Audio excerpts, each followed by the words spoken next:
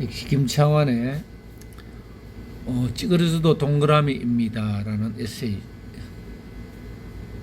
에세이입니다. 제 마음이 시린가 봅니다.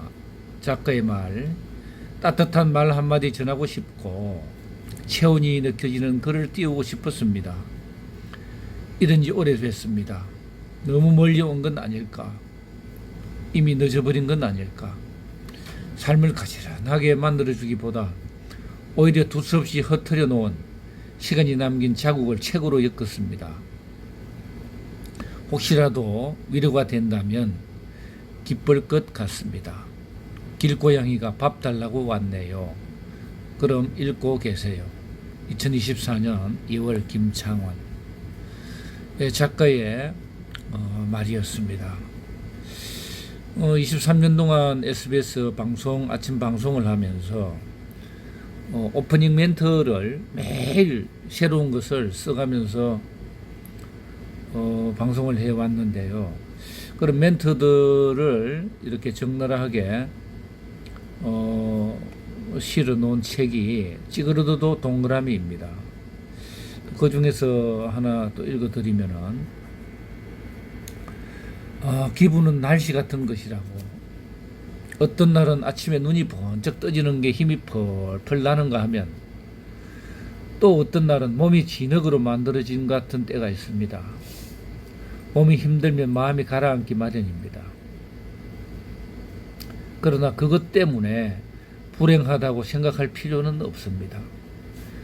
그냥 날씨 같은 거라고 여기면 되는 거예요.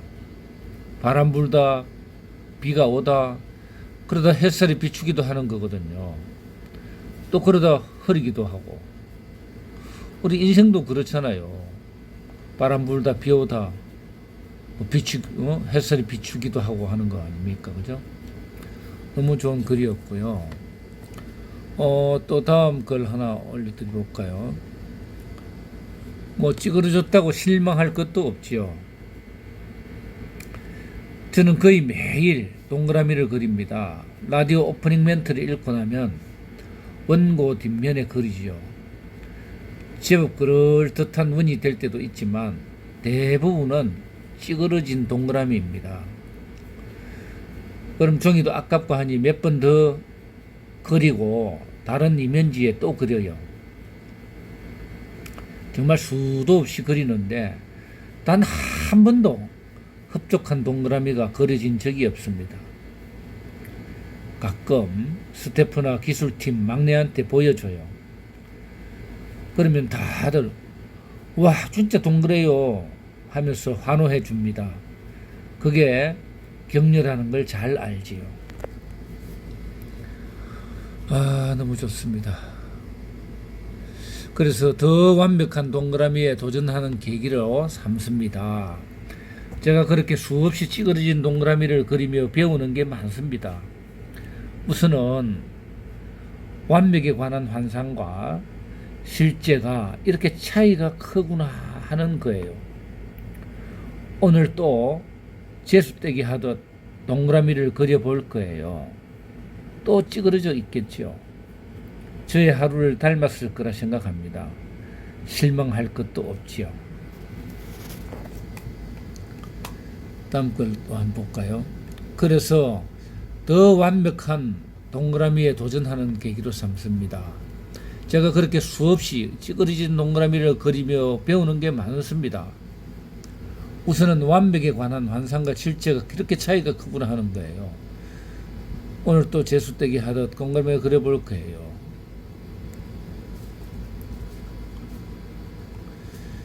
물론 반대의 경우를 떠올릴 수도 있어요.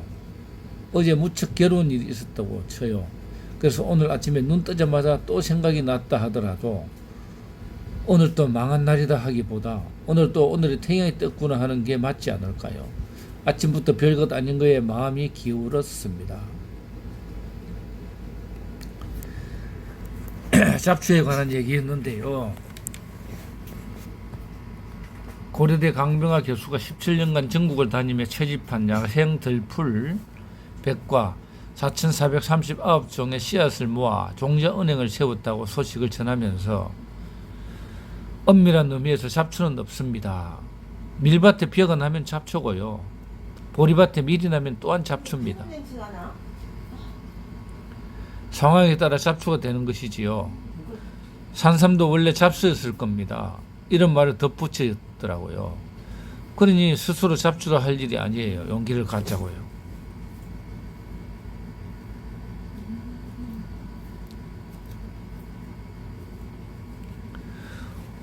그저 다 찌그러진 동그라미입니다. 어느 날 라디오에 직장생활 스트레스로 살이 빠졌다는 사연이 왔습니다. 뼈가 드러나게 살이 빠졌다니 제가 다 안쓰러운 기분이 듭니다. 근데 너무 예민하셔서 그런 것 같아요. 완벽주의냐고요. 세상살이라는 게 그렇게 자루 잰 듯 떨어지지 않습니다. 좀 여유롭게 생각하세요. 제가 지금부터 동그라미를 여백이 되는 대로 그려보겠습니다.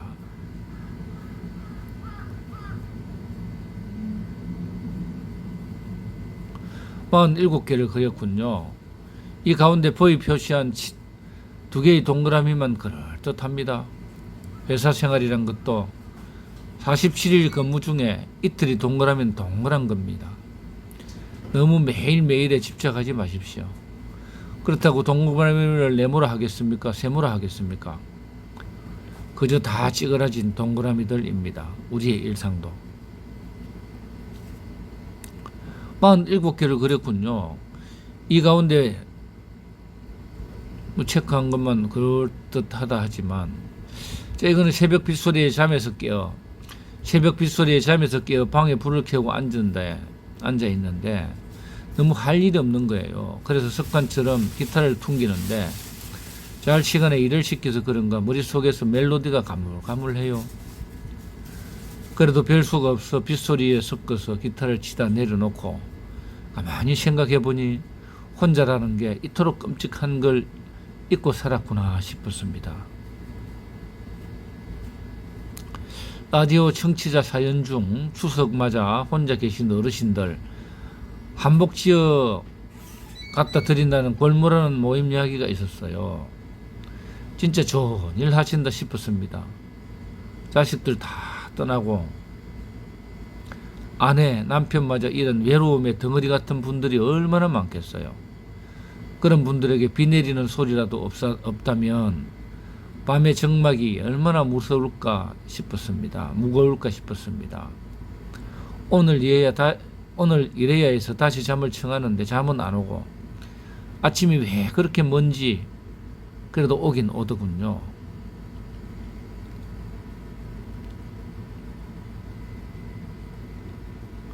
지루함을 그치지 않고 도달할 곳. 뭐 하나 하면 꾸준히 하는 사람도 있고 금세 실증을 내서 다른 걸 찾는 사람도 있잖아요. 오죽하면 공부도 머리가 아니라 엉덩이로 하는 거라고 했겠어요. 일단은 진득하게 앉아있는 게 습관이 돼야 공부고 뭐고 한다는 얘기입니다. 저도 어렸을 때 끈기라고는 진짜 약에 썰이고 해도 없는 사람이었습니다. 늘 뭔가를 찾아다녔던 것 같아요. 그런데 크면서 그게 일생에 도움이 안 되는 걸 느꼈습니다. 지루한 뭔가를 지나지 않고서 할 수 있는 것, 도달할 수 있는 곳은 없더군요. 아프면서 사는 거예요. 보통 방송국 구내식당에서 아침을 먹지만 종종 오다 가다 들르는 오래된 식당이 하나 있어요. 그 집 주인 아주머니가 몇 년 전에 무릎 수술을 하셨는데 아직도 많이 불편하신가 봐요. 절룩절룩 하면서도 얼마나 일을 많이 하시는지 그 집이 워낙 손님이 많거든요.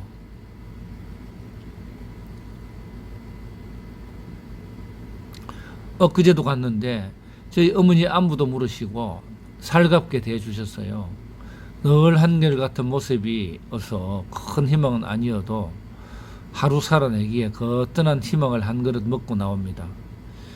나오면 그렇게 앞에서 어떻게 해요 했더니 아프면서 사는 거예요 그러시더라고요. 며칠이 지났는데도 그 말씀이 되울립니다. 고통을 품을 수 있는 인내와 그걸 뛰어넘는 지혜의 한마디가 아닐 수 없습니다. 마음 좀 쉬게 놔두세요. 엊그제 누가 묻더군요. 이제 추위는 다 갔겠지요 하고요. 네, 이제 곧 꽃필 텐데 뭐 다 갔겠지요 하면서도 자신이 없었어요.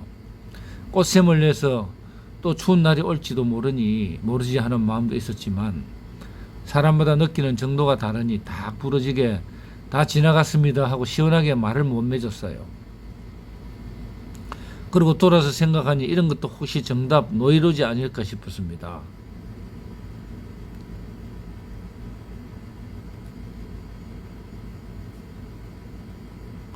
그저 내 느낌, 내 생각을 얘기하면 되는데 괜히 쭈뼛거렸구나 했습니다. 요즘 세상이 시끄러우니까 불안해하시는 분이 많아요. 저절로 스트레스가 쌓인다고 하시더라고요. 앞에 날씨 얘기와 마찬가지로 다 지난 겨울인데 추워봐야 얼마나 춥겠어 하는 마음보다 또 추워지면 어쩌나, 정답이 아니고 틀리면 어쩌나 하는 불안을 떨쳐버리지 못하는 거지요. 잠시라도 마음을 좀 쉬게 놔두세요. 억지로라도.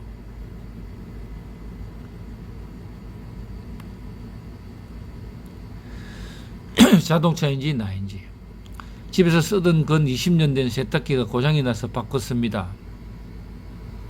버리려고 내놓은 큰 세탁기가 현관문 옆에 있는데 먼지가 뽀얗게 앉아 있더군요. 세탁실 구석에 틀어박혀 수도 없이 빨래를 해대면서도 정작 자신은 닦아본 적이 없는 거죠. 사람 살이도 탁 저와 같겠다는 생각이 들었습니다. 오죽하면 대장장이 집에 식칼이 놀고 미장이 집에 구들장 빠진 게 3년 간다라고 하겠어요. 그저 남치닥거리 하다 보니 다 돌볼 틈이 없었다는 거죠. 엄마 주름살이 눈에 들어올 때쯤 돼야 조금 철이 들지 않아요.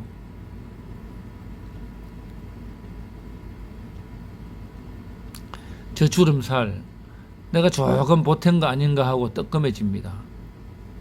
새로 들어온 놈이랑 비교해 보니 이건 흰색이라기보다는 노란색이라는 게 나을 정도로 색도 바랬습니다. 노란 기가 세탁기 주름살로 보였습니다. 괜히 뜨끔하대요. 저희 집 자동차도 22살인데요. 얼마 전 정기검사가 있어서 끌고 갔어요. 나이 먹었으니 여기저기 아픈 데가 많겠지 하고 갔는데 신경통 좀 있고 유해가스가 아슬아슬한데 겨우 통과는 했어요. 그런데 진찰 받는 동안 고생을 했는지 안 들어오던 경고등이 들어오더군요.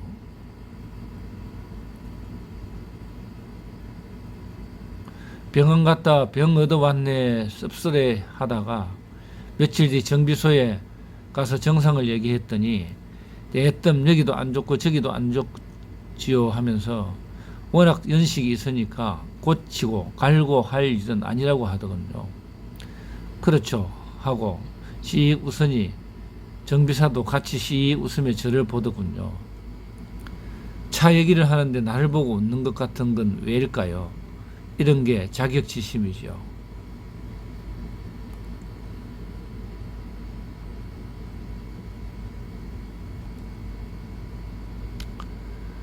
지나쳐서 망치지 않게. 얼마 전 집에서 국수를 말았어요. 뭐 요리할 거나 있나요?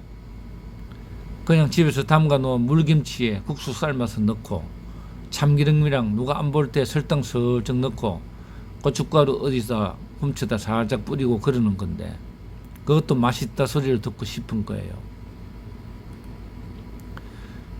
그래 넣는다고 넣었는데 설탕이 너무 들어갔어요. 욕심을 너무 뿌린 거죠.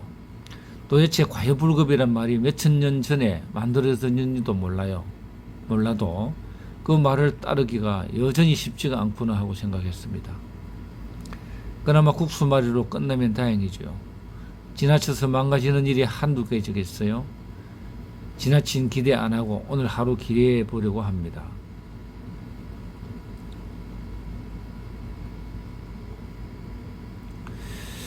네, 너무 좋습니다. 우리 김창완 씨의 찌그러도 동그라미입니다. 김창완 에세이 일부 보내드렸는데 여러분들 살아가면서 위로의 글이 되었으면 좋겠습니다. 감사합니다.